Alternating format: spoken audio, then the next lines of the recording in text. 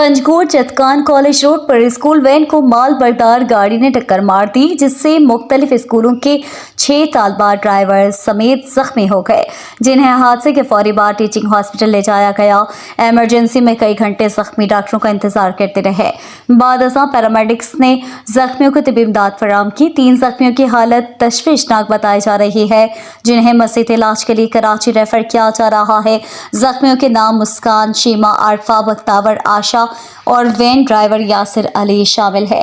दरअसल deputy commissioner Zakir Bloch ने AC Jahanzeb Shahwani के हमरा टीचिंग हॉस्पिटल पहुंचकर जख्मियों की इयादत की और इन्हें हर मुमकिन सहूलत फराहम करने की हिदायत की।